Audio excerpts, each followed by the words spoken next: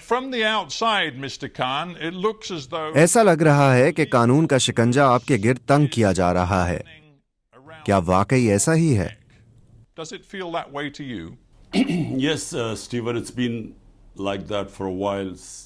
جی ہاں اسٹیفن، جب سے مجھے اقتدار سے ہٹایا گیا تقریباً 14 سے 15 ماہ پہلے تو اسٹیبلشمنٹ سمجھتی تھی کہ پارٹی ختم ہو جائے گی، اور عموماً ایسا ہوتا بھی ہے کہ جب آپ اقتدار میں نہیں رہتے تو آپ کی مقبولیت کم ہو جاتی ہے. لیکن اس کے بالکل برعکس، پارٹی کی مقبولیت پہلے سے بھی زیادہ بڑھ گئی، اور یہ پاکستان میں بہت غیر معمولی بات تھی. جب ضمنی انتخابات ہوئے تو میری جماعت نے 37 میں سے 30 ضمنی انتخابات میں کامیابی حاصل کی، باوجود اس کے کہ اسٹیبلشمنٹ حکومت میں موجود جماعتوں کی پشت پناہی کر رہی تھی. تو جب یہ مجھے گیم سے ناک آؤٹ کرنے میں ناکام ہو گئے تو مجھ پر 2 بار قاتلانہ حملے بھی ہوئے، اور اس کے علاوہ اب تک مجھ پر کیے گئے مقدمات کی تعداد 200 کے قریب ہو گئی ہے، اور میں ڈبل سینچری بنانے کے قریب ہوں. اور یہ تمام کوششیں اس لیے ہیں کہ یہ مجھے جیل میں ڈال سکیں یا مجھے نااہل کروا سکیں یا میرے خلاف یہ دونوں کام کر سکیں. And the whole attempt is to either imprison me or disqualify me, or both. Yeah, you talk about being knocked out of the game. آپ گیم سے باہر کیے جانے کی بات کر رہے ہیں، اور آپ کے خلاف تقریباً 200 کیسز ہیں، جن میں سے ایک آفیشل گفٹس کے غلط استعمال، اس کے علاوہ توہین الیکشن کمیشن کا کیس، اس کے علاوہ بغاوت، بلاسفیمی، اور یہاں تک کہ ایک قتل کے مقدمے میں بھی آپ نامزد ہیں. But then there are others which include, as I understand it, sedition, blasphemy, and one case which even alleges you were involved. تو یہ بہت پیچیدہ اور مشکل صورتحال ہے، اور اگر دیکھا جائے تو آپ کے پاس تو کسی اور چیز کا وقت بھی نہیں. You don't have time for anything else. Well, you forgot to mention there are about 60 or 70. آپ یہ بتانا بھول گئے کہ میرے اوپر تقریباً 60 سے 70 دہشت گردی کے مقدمات بھی ہیں. میرا تمام وقت ایک عدالت سے دوسری عدالت کے چکر کاٹنے میں گزر جاتا ہے. 2 مہینے کے دوران میں نے 335 عدالتی پیشیاں بھگتی ہیں، اور میری قانونی ٹیم بھی ایک کے بعد ایک کیس میں میرے دفاع میں مصروف رہتی ہیں.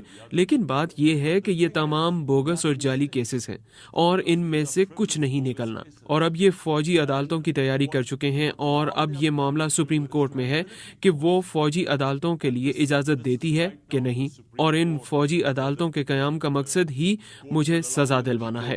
And the objective of the military court is that there I certainly will be sentenced.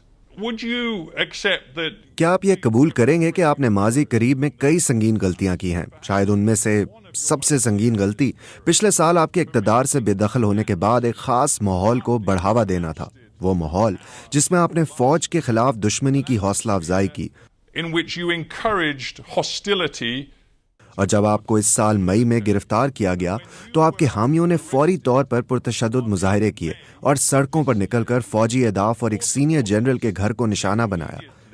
Took to the streets in violent protest, which included violence directed against military targets, including کیا وہ آپ کے لوگ نہیں تھے جو آپ کی بیان بازی کے نتیجے میں ایسا کر رہے تھے؟ people responding to your rhetoric.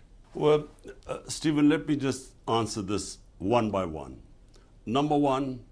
ٹھیک ہے اسٹیفن، مجھے صرف ایک ایک کر کے جواب دینے دیں. نمبر 1، میرے 27 برس کی سیاست میں کیا میں نے کبھی کسی کو تشدد کرنے کو کہا ہے؟ کبھی نہیں. ہمارے تمام احتجاج آئین کے اندر رہتے ہوئے پرامن رہے ہیں. احتجاج کی اجازت تو ہمیں آئین نے دی ہے. جب ہمیں کوئی ناانصافی محسوس ہوتی ہے تو احتجاج کرنا ہمارا حق ہے، اور وہ ہم نے کیا ہے. ہم نے 126 دن کا اب تک کا سب سے طویل احتجاج کیا، اور ایک بھی تشدد کا واقعہ سامنے نہیں آیا. تمام پرامن احتجاج تھے. ہم احتجاج کرتے تھے اور واپس چلے جاتے تھے. تو یہی بات ہے جو عدالتوں کے 2 فیصلوں نے اب بھی ثابت کی ہے کہ ہم اس میں ملوث نہیں تھے. ہم سمجھتے ہیں کہ ان پرتشدد کارروائیوں کی آزادانہ تحقیقات ہونی چاہیے ان 4 مقامات پر جہاں پر آگ لگانے کے واقعات ہوئے. None of us were involved in any of violence. We believe that there should be independent investigation into the just four places where the violence took place. But hang And on, instead did they you put- not think for a moment, knowing क्या आपने एक लम्हे के लिए भी ये नहीं सोचा कि आपने इस तमाम अरसे में गैर जिम्मेदारी का मुजाहरा किया और इस दौरान फौज पर कठपुतली हुकूमत को लाने, हुकूमत को गिराने, बगावत का आगाज करने, पाकिस्तान पर कब्जा करने और जमहूरियत को मुकम्मल तौर पर कमज़ोर करने के इल्ज़ामात आयद किए? क्या आपको ये नहीं लगता कि इन सब से मुश्किलात पैदा हुई? undermining its democracy, did you not for a moment think that that might lead to trouble? So, Stephen, what you're saying is that I should not tell what was the truth? तो Stephen, आप जो कह रहे हैं वो ये है कि मुझे ये नहीं बताना चाहिए था कि सच क्या था। सब जानते हैं कि पाकिस्तान में क्या हुआ। मौजूदा वजीर दिफा जो उस वक्त ऑपोजिशन में थे ने कहा था कि 2020 में जब मेरी हुकूमत को सिर्फ 6 माह हुए थे, उस वक्त के आर्मी चीफ ने उन्हें दो टोक अल्फाज में कहा था कि वो मेरी हुकूमत से जान छुड़ाना चाहते हैं, और ये कोविड-19 के बायस 2 साल तक नहीं हो सका था, और यही वजह थी कि वो उस वक्त हमारी हुकूमत नहीं हटा सके। और ये बात मौजूदा वजीर दिफा ने की है। 19, which is why he held back. That's the only reason he didn't remove our government. Now, this is मुल्क में किसी को भी शक नहीं है कि साबिक आर्मी चीफ ने मेरी हुकूमत हटाई, बल्कि वजीर दिफा ने तो बढ़ चढ़ कर ये भी कहा कि उन्हें ये कहा गया था कि इमरान खान पाकिस्तान के लिए खतरा है, इसलिए हटा दिया गया। यही सच है। he thought Imran Khan was dangerous for Pakistan. That's why he removed me. So this is just a fact. Well, no one. I talked about a gu- karma. Yeah, I talked about karma before. The truth is, you rode. मैंने पहले कारमा के बारे में बात की थी। सच तो यह है कि आप फौजी हिमायत का सहारा लेकर इक़्तिदार में आए। 2018 के इंतखाब में आपने इस टाइगर पर खुद सवारी की थी। उस वक्त आप फौज के करीब थे। आपके इक़्तिदार के इब्तदाई बरस में इंटेलिजेंस सर्विसेज और फौज से आप करीब थे, और जब आपसे वो अलग हुए तब अचानक आपने फैसला किया कि आप सियासत में फौजी मुदाखलत नहीं चाहते। ये तो खुली मुनाफकत है। Military meddling in politics. Again, it's hypocrisy. फौज के एक तर्जुमान ने कहा था कि इमरान खान सबसे बड़े मुनाफिक हैं। The biggest hypocrite. My party. मेरी पार्टी ने सिफर से अपना आगाज किया था, और 22 साल मैंने अपनी पार्टी को बनाया, और फिर अगर 2018 में फौज हमें लाई होती तो अब जब एस्टेब्लिशमेंट खुल्लम खुल्ला हमारे खिलाफ है और हमें ख़त्म करने की कोशिश कर रही है, तो हुकूमत से बाहर होने के बावजूद हमने 37 में से 30 ज़िमनी इंतखाबात कैसे जीत लिए? ये कैसे हुआ? क्योंकि एस्टेब्लिशमेंट के लिए तो सब जानते हैं कि ये मौजूदा हुकूमत के साथ खड़ी है। तो किस तरह हम तमाम ज़िमनी इंतखाबात में क्लीन स्वीप कर गए? तो साफ जाहिर है कि हम फौज की वजह से इक़्तिदार में नहीं आए। जहां आप दुरुस्त हैं वो ये है कि फौज ने 2018 में मेरी मुखालफत नहीं की थी, लेकिन 2013 में फौजी इस्टेब्लिशमेंट ने नवाज शरीफ की पुष्ट पनाही की, उन्हें इक़्तिदार में लाए। इसलिए हमने 126 दिन तक एहतजाज किया, क्योंकि हम चाहते थे कि इंतखाबात की तहकीकात हों, क्योंकि हम जानते थे कि इंतखाबात में धांधली हुई है। लेकिन इसके बरअक्स जब 2018 में हम इक़्तिदार में आए तो हमने खुद ऑपोजिशन से कहा कि आप हल्के खोल लें, क्योंकि हमें मालूम था कि हम शफाफ तरीके से जीत गए हैं। Isn't the truth, though, that you believed after you lost? लेकिन क्या ये सच नहीं है कि 2022 में अदम एतमाद की तहरीक में शिकस्त के बाद आपका मानना यह था कि आप अवामी ताकत का इस्तेमाल करके आर्मी को अपने साथ शामिल होने पर मजबूर कर लेंगे? लेकिन आप गलत थे।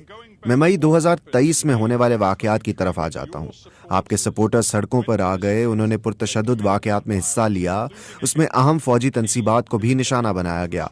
आपने बुनियादी तौर पर रेड लाइन क्रॉस की, एक ऐसी रेड लाइन जिसे क्रॉस करना आपकी पार्टी के हिमायती, हत्ता के साबिक दोस्त और हुकूमत में आपके साथी कहते हैं कि इसके कसूरवार आप हैं।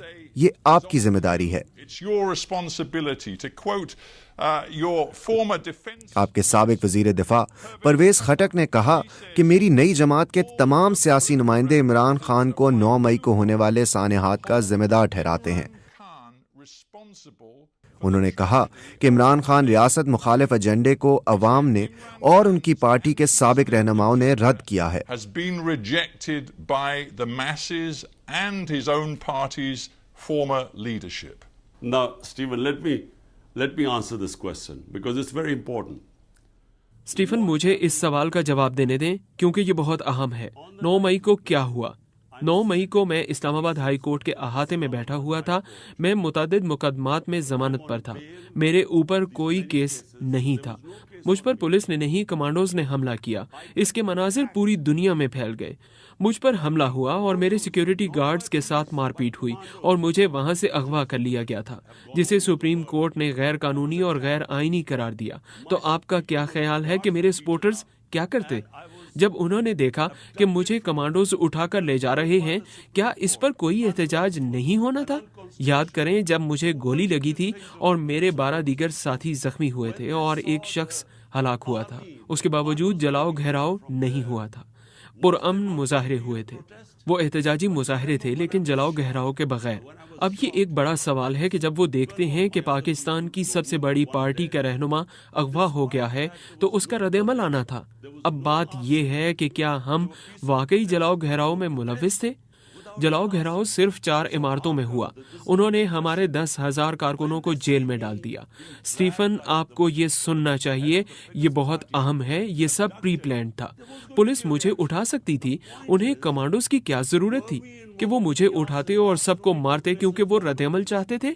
लेकिन रद्द-ए-अमल हमेशा की तरह पुरअमन ही था। Stephen, you've got to listen to this. This is very important. This was all pre-planned. The way the police could have picked me up. Why did they need commandos to pick me up and beat everyone up? Because they wanted a reaction. And but the reaction was peaceful, as it's always been. I want to stop you, Imran Khan, because Imran Khan, मैं आपको यहाँ रोकना चाहता हूँ क्योंकि आप ये बात वाजे कर चुके हैं कि आप 9 मई को होने वाले पुरतशद्दुद वाक़यात की जिम्मेदारी नहीं लेना चाहते।